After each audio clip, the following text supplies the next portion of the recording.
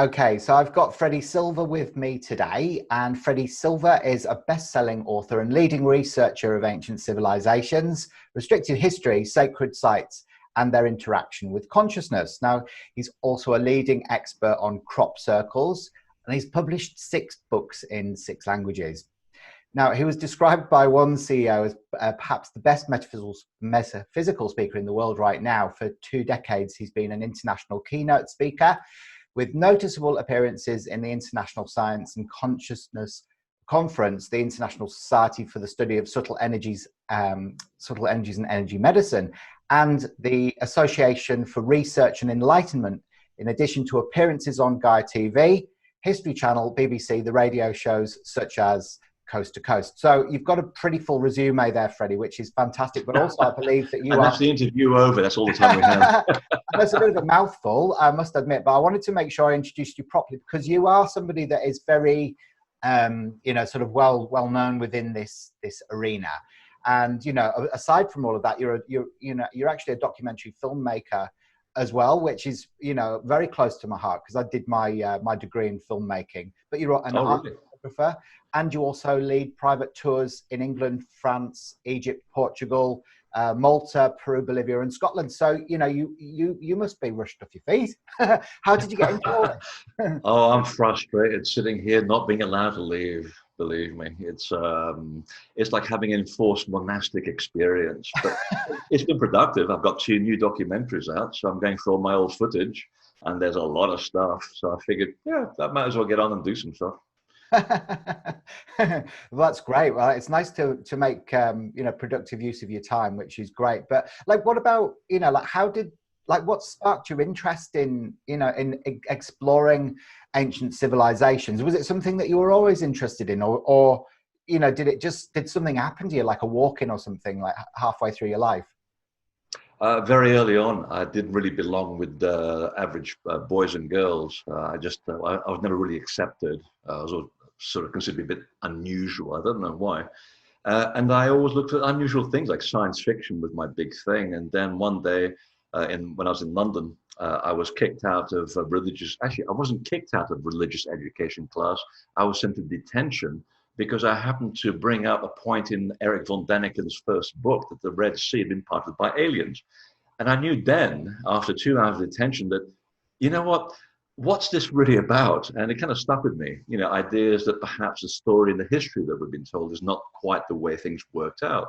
It's been told from a certain point of view. And I just became fascinated with pyramids and Stonehenge and places like that. And somehow, no matter what I read, no matter what I heard, it didn't sit well with me. And that was at a very early age. So, I got sidetracked into advertising and graphics, became a rock star for a very short bit of time. All the hair was there. And, but slowly it gnawed away at me. And, I had opportunities when I was in between jobs, and I'd moved to America by then, to look back at my bookshelf and go, this is really interesting. Who built the pyramids and stuff like that? What was this megalithic culture? And it was those moments where you're in between phases in your life, you have that opportunity to go back into your passion. And the more I sort of chewed away at it, the more I realized, this is where my heart really is. But how do you make a living doing it? And then it was just a matter of taking a huge leap of faith. And then lo and behold, crop circles appeared. And I knew exactly what it was the moment I saw it. I knew exactly what was going on. And I got deep into research, and I wrote a best-selling book that went around the world and still doing the rounds 18 years later. So that was a very good way to get introduced to this. So now I've gone around the other way and studied the temple culture and found they're all the same thing. So yeah, sometimes you got to take a leap of faith and follow your heart. I love that, and that's, a word of advice to anybody who's working within the corporate world who's not satisfied or fulfilled in any way, is, sometimes you just have to take that leap of faith and know that actually you're always supported and guided by whoever it is looking after us above. The management. Yeah, they are the universal management team. They do a pretty good job, I think.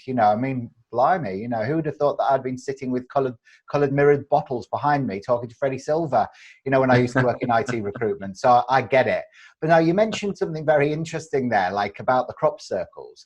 And you said that you seem to intuitively or kind of subconsciously understand the language that was embedded within the crop circles. Now, one of your like many books that you've written is actually called The Secrets in the Fields, and it's the science and mysticism of crop circles, which for 15 centuries, the mysterious crop circles have been mentioned in academic and religious texts. And in the 1890s, farmers and military personnel witnessed them being created in seconds by tubes of light and other luminosities. Now, that really sparks my interest, because I just feel that that's absolutely the truth as well. It's like sound resonance and light that's creating these incredible pictograms and sacred geometry. But what do you believe that the crop circles are, and why are they here? Well, it was a huge piece of communication. And I say it was because these days there's a lot of hoaxing going on. I mean, the hoaxers have caught up with the phenomenon, although they can't replicate the features. They just look better than they used to. But back in the early days of the phenomenon, so before 1999, when virtually, it depends on the year, but a lot of stuff was real back then, there was this sort of sense that there's a communication. And when you look at the early anecdotal stuff by firemen and policemen and postal workers seeing beams of light coming out of the sky in 1850, you think, well, lasers weren't around back then, so what's going on here? And the more you keep prodding, and the more you look at the soil, the way that's been disturbed, and the way the plants are not damaged in any way. In fact, it was a very gentle phenomenon. And my research and my background in symbology, because of my work with design and advertising, that's what got me excited. I thought, there's a communication going on here, and I don't know what it is, but I know what it is, but I can't explain it. And that's why, I had to quit my job and my marriage to go and look into it and connect with it. And it turns out, in the end, when all the evidence finally came in, that, yeah, it is a superhuman consciousness. And you can see the crop circles almost like thought forms. And if you understand cymatics, which is the art of throwing sound at something like water or powder, and you see the beautiful shapes that come out, that was when the aha came in, because the guy I remember, I was born in Portugal. I moved to London, so I'm British, but then I moved to America, and the guy that inherited the entire library of the guy that pioneered cymatics, who was a Swiss guy, ends up living right next to me in America. And that's where I put one and one together and went, the shapes that I'm seeing in these images, that's what we're getting in the fields. So they're sound-based. So to cut a long story short, once you started getting into consciousness research, you realize that our thoughts are thought forms. When they go through space and time, they're just electromagnetic signatures. But when they hit something solid, let's say they're sent from outer space, okay? You have a vacuum. If someone sends a thought form through space, once it hits the atmosphere, it starts condensing into light. And that's the first thing the eyewitness always saw. There's a beam of light. And then you hear the sound, which of course the horses and the dogs pick up immediately. And then you have the shape that hits a physical object like a cereal crop, and then you get your cymatic pattern. And the frequencies, which are measurable for 5 years after the crop circle appeared, are electromagnetic, and they're geomagnetic hotspots as well. So it's disturbing the plants too. So we're seeing essentially a thought form sent through time and space that it's sending information to people like us, and also to the scientific community. There was a good reason why I put the picture that I did of all the thousands on the cover of my book. I knew exactly what it did. And at this moment, I'm working with I can't say she's famous. I will say that she's an incredibly gifted channeler in England who works with the police. So whenever they have an issue locating a body or a crime scene, she will tell them the information, and she has a near 100% record. So we know that she's obviously kosher. When she started to channel the information from the source of the crop circles, we began to put the evidence on the ground together with the information. We thought, my God, we're receiving information from a consciousness that used to be in physical form that we actually have a historical blueprint from. You can go back 11,000 years. Those people were alive on Earth, and they were still alive. In fact, the Aboriginal people in northern Queensland know them. I don't know what they call them. I can't remember the name, but I just wrote it in my last book. And the nickname that they gave them was the Watchers. And they appear in the Middle East, they appear in South America, they appear in Egypt. And it's the same people that identify themselves in the channeled material as we are the Watchers. We used to be around in physical form, and now we're somewhere else. But we see that Earth is going through some big changes right now, and you're losing the plot, humans, and we're going to send you messages, and people will be used to unravel the information. Some of them will be scientists, and there's a technology involved in these blueprints, and one of them is to do with the kind of device that, how do they call it? Yes, that evades the illusion of gravity. So I thought, an anti-gravity device?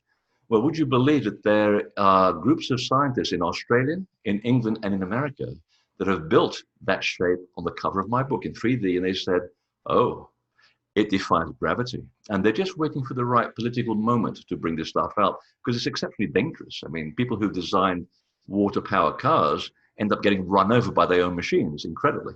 So they obviously realize that there's a right political moment to bring this information out. So the information is useful. It's also mathematically useful. There's also healing information that's being involved for people and the planet too. So the ultimate message that they were saying is, we're giving you the information because you asked us to intercede on your behalf. So think of us as like guardian angels. We're giving you the information, but you have to act on it. You are the ones that have to help yourselves. That's why we call ourselves watchers. We can only watch. We can only assist. It's up to you to change the direction of this cliff that you're going towards. So I can't think of any other phenomenon that in our lifetime that is so important to help us to move beyond our preconceived notion that, we humans are completely messed up. So we are getting help, and help is all around us. The tool is all around us. We just have to act on it, and it's slowly being acted upon. You can see the changes happening in the world right now with all the problems technologically, climatologically, and also the fact that all the systems of government and social structures are all falling apart. It's going to take a few decades, and it's going to get ugly. But the only way to get a new sense of order is to have a lot of chaos. Any scientist will understand that. Okay, so what else do you think that they're revealing about our future? Is there any, is there anything that we should be aware of? They're revealing nothing about our future apart from the fact that we're all going to die. I mean, really. I mean, if we take the present course of action where we're going, we are going to annihilate ourselves. We're experiencing a huge extinction event right now. Not to get too negative about it, but let's just be honest about it. There's a group in America that's actually monitoring, and I don't know how they do this, but every year they monitor the ability of the Earth to grow itself, to basically grow crop and fish and everything that we need to sustain human life. And they monitored this for a couple of decades, and they found that every year we move back a couple of weeks to a point where by the middle of July, we have already consumed more than the Earth can replicate. That is really dangerous. And what they're suggesting is, unless you change your course right now, you are finished, okay? And the whole Earth is finished. So the only way you can do this is by putting in these very subversive symbols, which is why they're being debunked heavily. And some people will get it and some won't. And the people that are getting it are waking up to a new reality. And I've seen this all around me. People are engaging, they're quitting their jobs, like me. For my part, I've written a book to put this stuff out. That's what I do. Other people are doing technology. Other people have used the symbols for healing. Other people are using the symbols to do all kinds of extraordinary things to open up a kind of consciousness within themselves. Like it turns a key inside you, and they quit their jobs and they go off and do things which are really going to be the next stage of evolution for the next generation of people. So I see a lot of great things happening on my travels around the world. It's all not doom and gloom. That's all the information that we're getting out of the media. It's just doom and gloom because that's what sells newspapers. But all around, I see great ideas, and I do suspect it's all to do with this imprinting of information across the Earth's grid. I mean, there's thousands of these designs everywhere, and they are beginning to seep in to the consciousness, and people are beginning to act on them. So, my time is done on this subject, really. I've done what I can to promote the crop circles as a great benevolent source. I'm leaving up to people now to go off and do their job. I'm starting to get a little bit old. It's absolutely young people. So I do see them as being part of a change. And the odd thing is, and this really comes around 18 years later with my last book that I wrote, I picked up on the Watchers again as being the central people who we call the gods, and they're in every single culture around the world. And it's funny that whenever they appear in our history, and they do, there always seem to be around of times of big insecurity and big change. And there'll always be catastrophe, there'll be huge chaos, but out of that comes the seeds of great civilization. So ultimately, there's great news. We're actually being assisted, and the outcome is always positive. But again, the trick is, how do you ride that wave of chaos elegantly, stoically, and with courage? That's the hard part. Yeah, absolutely, especially elegantly, I'd say. Exactly. You got to do that sort of, That's Yeah, where the exactly. old teachings come in, you know. Well, the interesting thing is, you mentioned that they're known as the Watchers, but because that's quite a broad term, isn't it? And we're getting so much information about ancient civilizations like the Anunnaki, or even the star people like the Pleiadians or the Arcturians or the Antares, people from Antares or Andromeda. Is that who they are, or are they like an offshoot of all of that? Actually, you touched on it, the Anunnaki, the Lords of Anu, who always get bad press. Everybody always talks about the Lords of Anu in very disparaging terms. It's a bit sad because actually, without them, humanity would not have survived the Great Flood. It's a long story, but essentially, they're one of the groups of gods, and I've tracked down 7 of them around the world. And you probably know most of them. There's Viracocha in South America.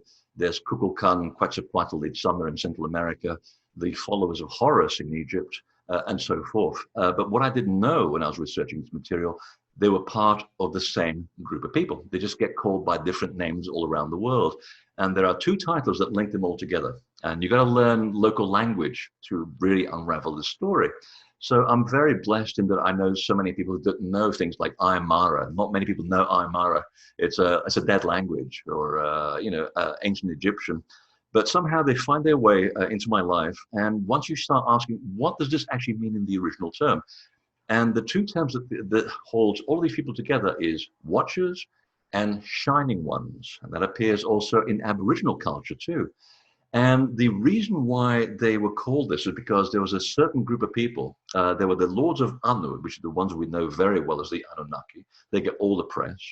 But around them, there's a group of craftspeople. They're like the ones that do all the work. They're the intermediaries between them and humans. And they were the Watchers. They can only assist. And the term that covers all of them, the shining people, is that they were shining because they kept smearing an oil on their skin. And this is written in the original book of Enoch. They had to put an oil on their skin because they were very light skinned, not white like white people, but certainly kind of Caucasian. And they had a problem with the sun. And it gave them this shining appearance, but it was also a metaphor because they were much more advanced technologically and also in terms of knowledge than your average hunter-gatherer, which we're talking now in 12,000 BC here. And they were essentially the same core group of people that stretched all around the world that we call the parallel civilization. So there is now that we go back and listen to indigenous people, or we read really unusual books like the building texts of Edfu in Egypt, which is a very, very rare book which is carved on the temple wall of Edfu. We now have all the pieces of the puzzle to say that yes, there used to be this global culture of a parallel civilization from whom we inherited civilization, all at the same time. I don't know if you have been aware of this, where suddenly in 8,500 BC, humans all around the world developed agriculture, the domestication of crop, the domestication of animals, astronomy, astrology, mathematics. Where did that come from? We went from hunter-gatherers and suddenly we're elevated. That wasn't just like we're smoking some really good pot. I think, and there's a lot of people that will agree with me on this, Graham Hancock, my good friend, has written good books on this as well, that we inherited this from a crippled advanced culture that was already living here on Earth. And I've never seen them as being alien in that same way, because whether I've spoken to Aboriginal people or people in South America or in Egypt, they always say they were human-like, but not quite like us. They're a bit different. Very tall, 8.5 feet. So that's about, what, 2.5 meters, 3 meters? Light skin, they were red-haired or blondes, blue or green-eyed. And they usually had elongated skulls as well. And we found all of those traits all around the world, around the Pacific, in Fiji and Tahiti, we have the blonde and red-haired Maori people. And they said the same thing, that they are the star children. They were the intermarriage between the gods and humans when they were here around the time when the big flood consumed the earth. So we do now have a historical basis to give a certain framework and physical framework to these very interesting people. I love that. That really intrigues me, because you can everybody always assumes that the Anunnaki came from Nibiru, which is a planet that kind of is on its own orbit, and that every so many thousand years it comes quite close to the Earth, and that's when they were able to hop off their planet and come onto ours. And is that the case still? I mean, it was all mapped out in the ancient Sumerian text, wasn't it, on the clay tablets? It was, but you also have to bear in mind that a lot of that is a bit of a point of view by Zecharia Sitchin. Now, he's no longer around to defend himself, but at the time, he was one of the very few people that could understand Sumerian. And I was a great fan of his books. I consumed his books when I was younger. It's also what got me excited, but something never quite stuck with me. It's like some of this works really well for me, but some of it doesn't make sense. And I've been cross-referencing this and with people who are now acknowledged historians of Sumerian. And they said, actually, he actually mistranslated a lot of the stuff to suit his own theory. Because if Nibiru was a real object, we would have seen it by now with all the telescopes that we have. I mean, 25,000-year trajectory, we would know that there's something there. And it hasn't happened yet. And it's supposed to be happening pretty much around now. So you got to take him with a bit of grain of salt, not throwing everything out, because he did highlight some very important things about this ancient culture that no one ever heard about, and these exploits of gods. But the problem is, once you get to the Sumerian part of the story, it's already been kind of 50% politicized, because the Sumerians inherited from the Mesopotamians. And by the time Mesopotamians inherited the story, that information was already 5,000 years old. So you can see how political and religious bias starts creeping in. And by the time you get to the Babylonians, they really twisted the story. And that's why at the time the Hebrew and Jewish people got hold of that, upon which they based the Old Testament, it's completely messed up. Even the names of places of birth and the fact that the gods were very unpleasant, nasty people, it was all basically done to give that particular culture a kind of an advantage over the people of the region. So there's a political motivation behind it. But then again, everybody does that. That's the whole point of different cultures, trying to be better than everybody else. So if you put it in its context, it is a little bit true, and there's a lot of personal bias put in there. So I tend to kind of look at it more as an exploratory thing, where you kind of have to go back to the origin of the source. And the things that I was reading in the original stories, which really go back to Ethiopia, because Enoch wasn't the real guy's name. His real name was Emed-Ur-Anu. He was one of the Anu. And that these people basically were incredible craftspeople. And if you read the story around the time of the flood, you can see that there's a sense of what was going on. And you put it into context. You have the ringleaders, the big lords of Anu, calling in the big angels, the big archangels. And they were saying, look, can you go back down into the earth? They lived on the big mountain, apparently. Can you go back down to the earth and have a chat with the renegade watchers? There's about 200 of them, but for some reason defied the orders to interact with humans, and especially interbreed with humans, which caused enormous problems. And because what happened was the offspring of the fallen watchers, as they are called, they gave birth to these abominations called Nephilim, which means giants. Actually, it means Orion, the children of Orion. And Orion is all over the place, by the way, which is another story. And they said, you know what, these children, when you mix the two DNA together, it doesn't work. They've created these hybrid bastards that are going around wiping the humans out. They eat them for sport, and they taught them how to use barbaric methods of killing people.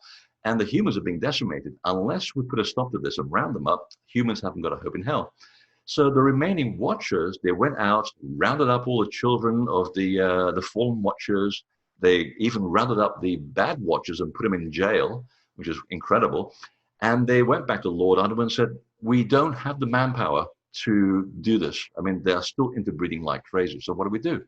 So the lords of Anu had this agonizing moment, and they said, well, we've done a prognostication of the stars, and we've noticed that 300 years from now, the Earth is going to be passing through a debris field, a big field of rubbish that flows through space. And we still do it every November, by the way, and every June. In fact, right now outside, we are going through that debris stream right now.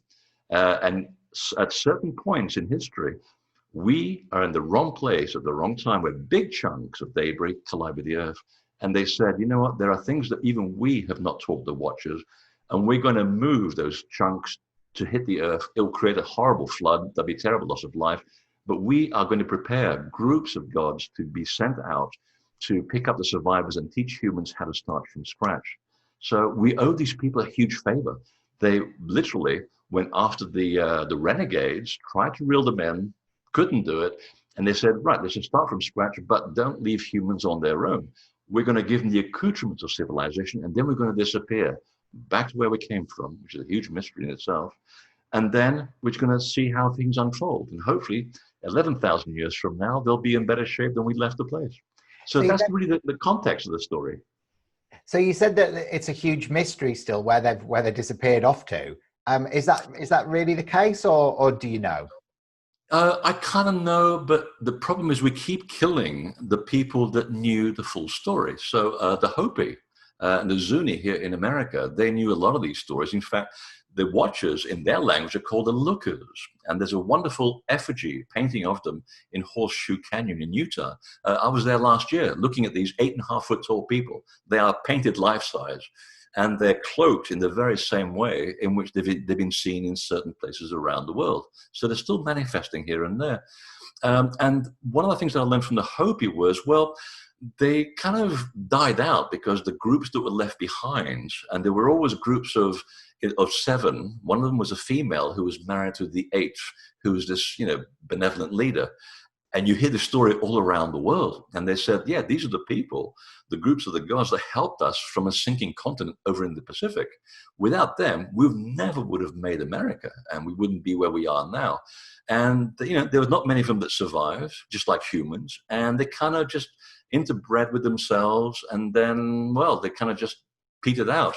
They finally found a way to inbreed with humans. It didn't work out well at first, but they eventually found a way, because the women would give birth to infants and they died during childbirth. That story comes from the Wichita of Oklahoma. It's still in their language to this very day. And I picked up the thread of the story in Egypt with the followers of Horus, who claimed to have been ruled Egypt for 13,500 years. So that's a long period of time.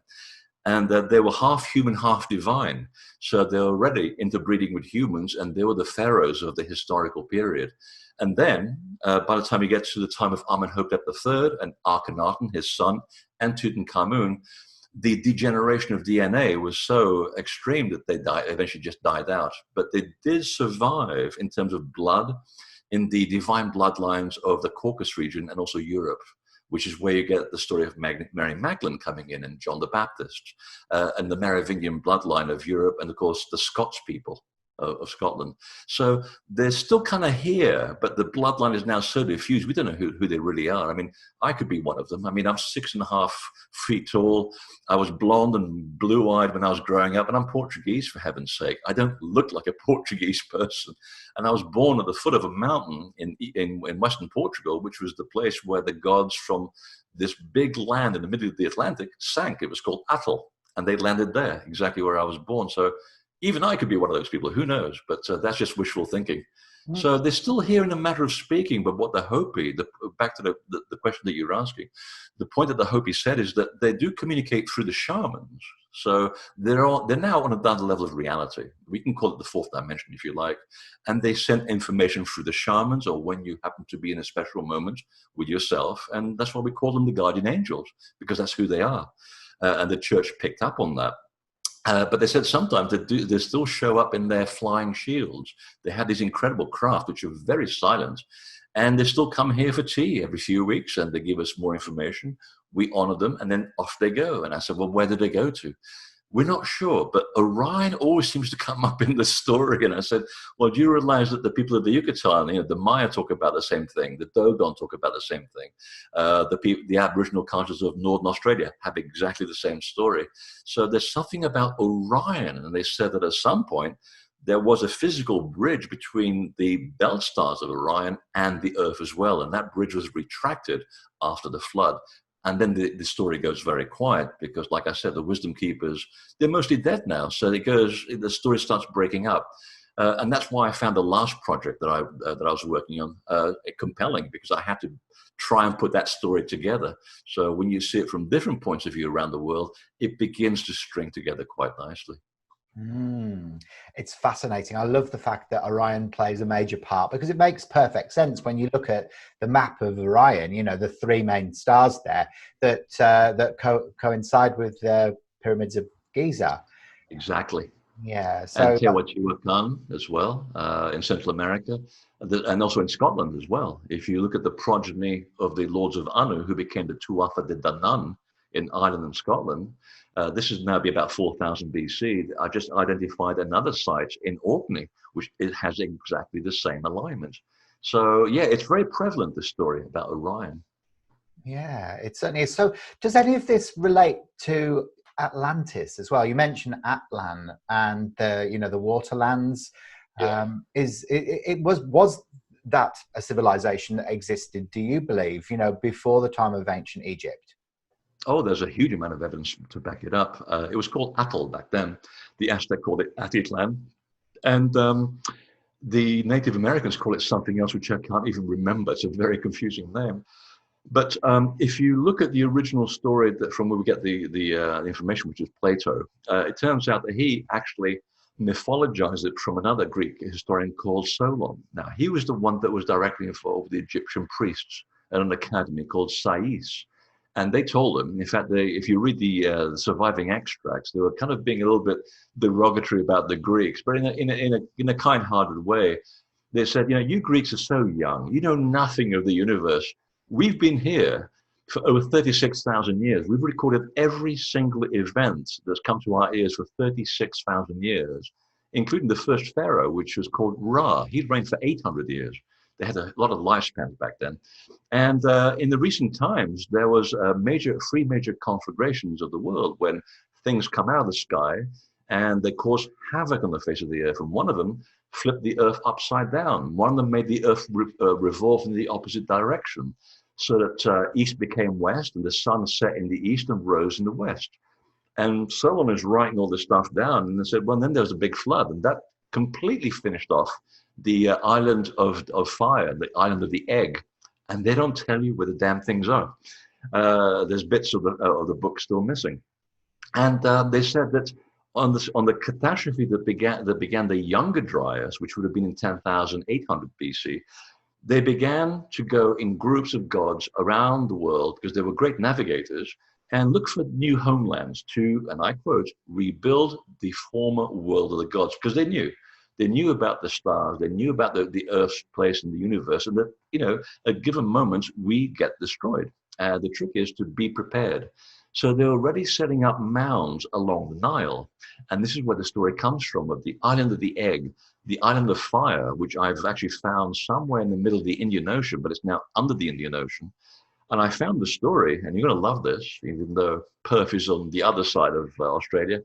In the Cook Islands, I just spoke to a wonderful wisdom keeper, the last of his kind in the Cook Islands, and he provided the great chapter to my book, because he said, and I can't remember how I got hold of this guy.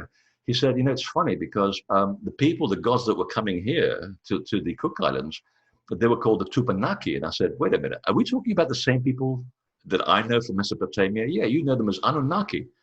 Wait, the Anunnaki sailed all the way to the Cook Islands? From where? A place called Te Pitaka. It was a circular island. And I said, yeah, but I'm not talking about the time of 3000 BC. I'm talking about the time of the original flood. And he said, oh, they were coming here from back then too. That's when Te Pitaka was still above the ocean. It used to exist where the area called the Arabian Peninsula now is, because something went down and something went up. and you'll never find it. That's the problem. It's sunk, gone, there's sediment all over the place, but the vestiges are still there, and it completely blew my mind. So that was two of them. The other one was Iutiti, which refers to Lake Titicaca, which is where the gods called the Urukeu, which I believe Australia knows all about those, especially in Alice Springs and Uluru. That was one of their little places where they used to hang out. And of course, they form part of the foundation of the gods of New Zealand and the tribe they're called the Waitaha, which precede the Maori by thousands of years. And I only just read their old traditions, blew my mind. And they connected them to a place in South America called Tiwanaku, which is actually an Egyptian name. So putting all this together, those people are also linked by name, practice, and also culture and euphemism to the gods of Central America. And they said that when they landed in the Yucatan, they landed there in 9600 BC. The date is actually written down in their sacred book. And they said that they escaped the sinking land called Atl. And these people were called the Its. Their leader was called Itzamna, and the other two were Quetzalcoatl and Kukulkan, all part of the same group. They arrived on big canoes. And at the same time that this is happening, they're arriving in my original homeland in Portugal. They were called the Ophiusa, the people of the serpent. That was their nickname. Well, it's the same people that arrived in the Yucatan as well. And 9600 BC, to go back to the original part of the story, is the date that the Egyptians gave Solon to give to Plato. So there's the evidence. The Egyptians, who are on the other side of the Yucatan, have exactly the same story and the same date, putting a missing civilization in the middle of the Atlantic. And of course, the missing pieces are now in the Azores, where a guy by the name of Silva, not related to me, unfortunately, found an underwater pyramid in between one of those 7 islands. So we're getting close to having the final piece of evidence that there was a big continent there. Wow. That's just so cool. I love that, because the color therapy system that I work with is based around Atlantean wisdom, really, and Melchizedek.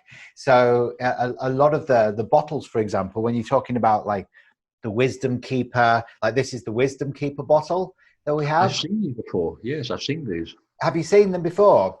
Yeah. And they really help people to be able to retrieve lost wisdom by just bathing in these oils. So it's ironic that you were saying earlier on that a lot of the Anu had very sensitive skin. They used to put these oils all over their bodies. I'm like, I wonder if they were color mirrors. Well, they had control of the laws of nature. That's the one thing that every culture around the world says. They had complete control of the laws of nature, and that's why they were called gods, because a god is not a white guy with a beard. That's a Christian thing.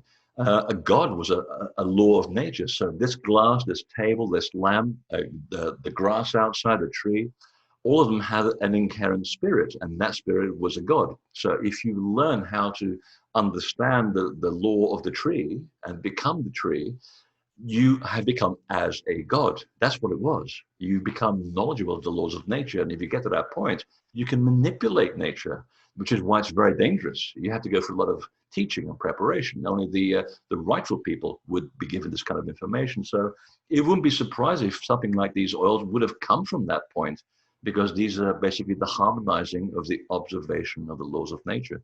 And now we look at it as simple oils, but yeah, my God, they are quite profound.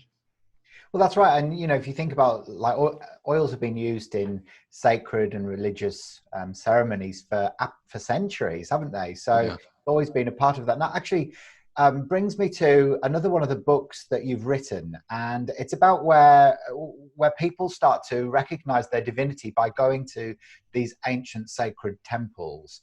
And this was the Lost Art of Resurrection, where the secret there's a series of secret temples around the world where people are able to go into these places and align with their divinity.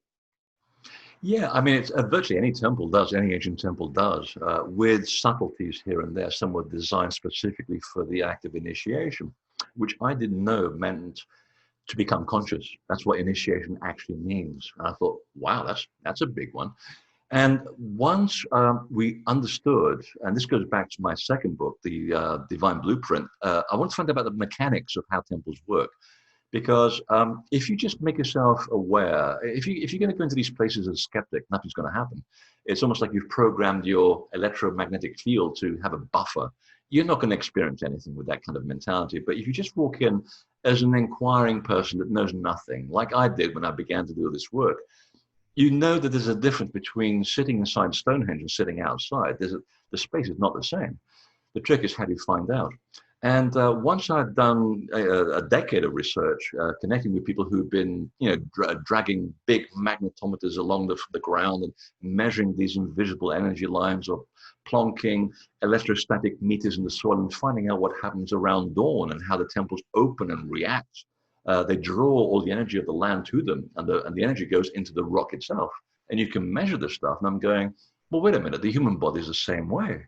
We're electromagnetic beings, and we have, iron flowing through the blood, and there's a lot of iron in the stone as well. There has to be a corresponding effect. And if people talk about alterations of consciousness, boom, the temple must be having an effect on the human state of awareness. And that's where we start to look at the stories of going back thousands of years of illumination and out-of-body experience, and specifically near-death experiences, which were deliberately induced to get you to have this direct experience of the other world. So many of these temples, they will have an effect on you, but specific ones. The Great Pyramid, of course, is a classic example, the King's Chamber. If you go there under the right preparation and under the right protocol, you will see things coming out of the stones. And I'm one of these people, and I didn't even know it was possible to go in that room in complete darkness and see people coming out of the rock. And I have witnesses to back me up on this. And people that come on my tours, in every single year, it's always different because the energy of the group is always different. But every year, something happens where people see something come out of the rocks, because we communicate with that kind of energy. And it's always fascinating to hear other people's experiences, because I can see this stuff now because I've become much more energized to it. It's like driving a car. The more you do it, it becomes second nature. So when you hear people in a group saying, a moment when you said something about this when you were in meditation, someone came up behind me very tall, and they described me exactly the same way that I could see them. Even with the arms like this, so that the person in my group could just fall over, and they felt very protected. I said, well, that's exactly what was happening. That's what I saw. And I didn't tell them anything. So these temples are built deliberately for you to remember yourself. When you've forgotten who you are, when you've forgotten that you are a God within your own right. We get seduced by cell phones and television and shiny cars and beautiful women or men. And we kind of lose track of the side. We get a little bit too carnally involved.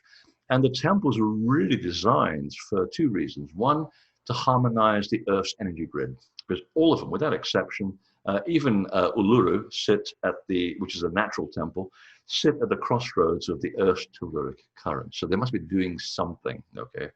And given the fact that what the Earth went through 11,000 years ago with the wholesale destruction of the world, the temples that come after that appear to be exercising a kind of acupuncture to keep us alive long enough to work out why we're here and what we're doing. I believe it's a kind of I call them self-help centers for that reason, But they're also there to remind you, when you forget with all your daily troubles, to go in a space which is vastly different from the space outside, just for a few minutes, or if you have the time, a few days, to go in there and connect with something greater than yourself. And if you spend enough time doing this, you come out of there more connected to an invisible world where a library of information is at your disposal. And if you can just get to that point, you can live your life aware and more prepared for what's coming at you. We were joking earlier about riding the wave of chaos, stoically and elegantly. That's what it's all about, knowing that you have a degree of control, and there are ways to get around fear and control the fear. And control the outcome of the projections of your consciousness, and also the projections of the people around you. That was what the big teachings were all about. It's about learning to be in control of your own reality. And these temples facilitate that if you just give them the proper time and attention. So to go there as a tourist is not going to work, but to be in a place in silent, letting yourself go for a few seconds, a few minutes, a few hours, I can't think of anything better to do in my time, which is why I gave up a very lucrative career to be here and talk about this. It's interesting because, well, as you were talking about that, I just remembered a trip that I went on when I was a holiday rep in Greece, and we went to Mount Athos on a cruise, like just like a chug boat really, and it was quite a rough Yeah. sea. And I just remember staring up at these kind of I don't know, I guess the monasteries, built up on the side of Mount Athos, in the cliff Yeah, edges. really easy to get to. Yeah, right. I know. And I was just like, wow, that I guess these are the places that you're talking about where people can remember the truth that they're divine and raise their vibration, because it's ironic that that they're built in such, on such rugged landscape as well. Inconvenient landscapes. I mean, there's temples in China which they make Athos look really quite normal. They're actually bolted to the side of a vertical cliff, and you think, well, why not build it down there? Because that's where the energy is. That's where they found the energy. So it adds to that, that je ne sais quoi, that tingly wingly, as I call it. There's a reason why they're built in really strange, architecturally challenging locations, because that's where the energy already is. So is that one of the, because you mentioned the 7 laws that transform ordinary locations into portals, is that one of the laws? That's one of them, the electromagnetism. The water is another one. Even if in the desert, you'll always find water under the temple or around it somehow. Same with crop circles. Crop circles can't appear unless there's an underground aquifer or a nearby water source. It's just not possible.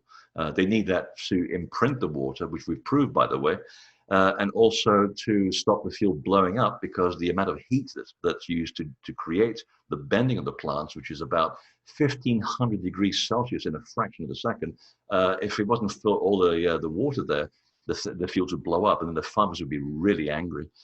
So it's part of that technology, and of course, sacred geometry is part of that, sacred measure, and then there's also your consciousness, because they can't work just by themselves. I mean, they create an energy form by themselves, but you, because you're part of the temple and you're the reason why they were built in the first place, you are also part of that activation process. That took me a few years to work that one out. I said, there must be 7 laws here, or I'm just making it up. But it turns out that you are part of that key. And when you interact that in a certain way, all kinds of magic happens. It's quite beautiful. Wow, that's so gorgeous. And you talk about water there. Are you talking about the experiments from Dr. Masaru Emoto? Emoto-san, exactly. Yes. He basically validated what we've been talking about for God knows how long, about the whole point of homeopathy, for example, which always gets poo-pooed by mainstream science. Well, lo and behold, there's been 5 different laboratories in Europe that validated and upheld the law of homeopathy, including one in Leningrad. So we know that the people that are being coming up with the negative results are being paid for by the people who want a negative result. So you've got to do a little bit of research and find out that there is a huge fear by the medical industry about homeopathy, because it works and it's dirt cheap compared to chemotherapy and things like that. Not that it doesn't work under the right circumstances, but there's a point to everything. There's a much easier way not to kill all the organisms inside you in order for you to get better. That doesn't work. So it's about imprinting the information, and Masaru-san was fantastic in showing how a thought form can change the shape of water. Thousands of experiments, and that's what led us to understand that the crop circles were in themselves thought forms as well. Absolutely, and it's actually the principles of the colour mirrors as well. It's because the top fraction of the bottle is oil, and underneath it's purified water, and they've been infused with loving intention, ho'oponopono, and just loving divine thought frequencies. So of course, as soon as you bathe in those, they go into the cellular memory and they start clearing and transmuting old patterns and trauma that may have kept you in sort of vicious cycles. Exactly. So it's all connected, isn't it? Everything around is so connected. But I believe that you're going to be one of the speakers at the Cosmic Consciousness Conference in December, and fingers and toes crossed that actually takes place. I'm sure it will. I'm pretty sure it will. I haven't been in Australia since what? My first and only trip there was back in 2006, I think. It's been a long time coming. So it'd be nice to come back, especially to Uluru. I want to hear stories from, the local people as well, because it's not just about me talking, it's about me hearing stories as well, because, that's the only way I can grow in my storytelling ability. So can't wait. And the petting zoo for the kangaroo. That's on very high on my list too. Well, I was speaking to a lady called Christine Dane. She was one of the speakers at in January's Cosmic Consciousness, and she's a very interesting lady who is connected very much with the Pleiadian race. And she mentioned that during her walk around the circumference of Uluru on one of the mornings that she was there, she was drawn into a cave and she saw things appearing out of the walls, like a spiral vortices, and it connected her with the energy of the dream time. And I've just found that story so fascinating. And of course, then you've just kind of supported that by explaining how the ancient temples, once they are infused with the certain right conditions of the earth, open up gateways to multi-dimensional beings and information. Oh, absolutely. So that's just beautiful to know that that's something that we can harness. Now, I know that also, you've got a few other tours going on this year. You sold out with the Hidden Side of the Egyptian Temples tour in September, and the Standing Stones of the Scottish Islands tour.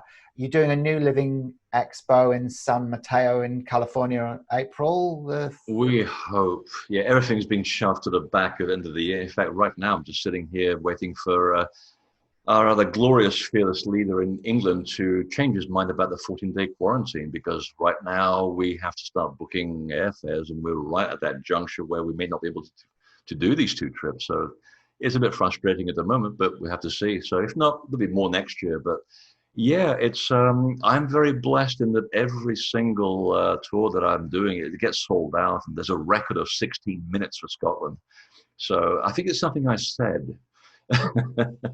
And being on Gaia as well, I've put a lot of my documentaries now on Gaia because nobody has a DVD player apparently. This is all news to me. I still have DVDs, and it's been a huge platform for me. It's really given me a lot of exposure, so I'm very blessed by that. It's the word's getting out, so I guess what I'm doing and saying must be hitting a few nerves here and there. Absolutely. I think what you do is you bring all of the information and you bring it all together in one sort of space that people can understand and finally, integrate a lot of the wisdom that seems to be quite fragmented, and we're getting bits from here, bits from there. And you're like the mind that's kind of unraveled completed the jigsaw and been able to offer that to the world. So I think it's amazing what you're doing. Yeah, 2 decades of advertising wasn't a loss in the end, because people will say, well, how does a dad guy get involved in this? I have no idea. And then it hits me. It's like, well, yeah, I was used to linking ideas together. I could see points of connection, taking massive amounts of paper from the marketing department and transforming into a symbol or a headline to communicate something to people about the toothpaste being really good for you, which of course wasn't getting me anywhere because I was making ridiculous amounts of money. I was miserable. So it was nice to have that ability being applied for something that really, makes me joyous, but most of all, brings a lot of joy to a lot of people. So that's good to see. Absolutely. I guess it's a plan for everybody. Well, that's right. I think that's right. We have to exist in a state of joy. I mean, because that's ultimately how we're going to be part of this beautiful wave of ascension into the new Earth matrix. And I think that, I guess just to finish off today, I'm quite interested in just asking you a little bit about what your perception is or belief about what's happening, sort of moving forward now, because obviously there's been times in our ancient history where, we've had our Earth sort of decimated by, natural disasters and whatever else, as a way to be able to, sort of cleanse what's been going on. Is that really going to happen, do you reckon, like between 2020 and 2030? Or do you think it's an option still? Like a lot of other people are saying, it's a choice that we have. We can either choose to align with that third dimensional matrix or timeline, or we can, raise our vibration by doing the right thing and raising our frequency, and then we kind of exist in almost like another dimensional frequency of the Earth. Is that what you believe, or is it something else? Well, the good news is it's not 2030. It's actually between 2032 and 2042 when the big stuff is coming this way.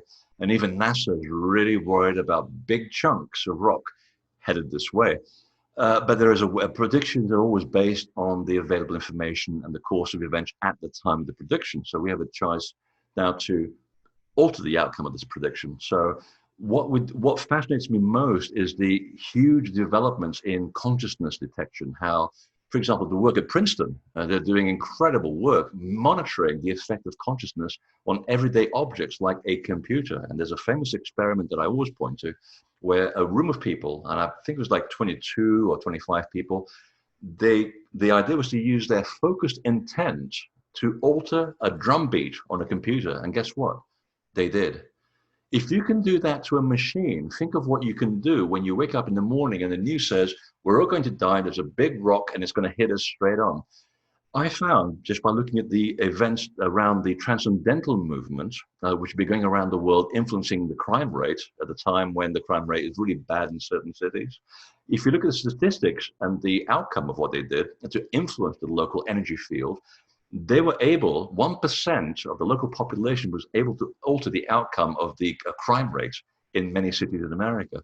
So I think there's a huge potential. I think there's no accident that science is now showing us that the potential of human intent can move mountains, and in some cases, meteorites.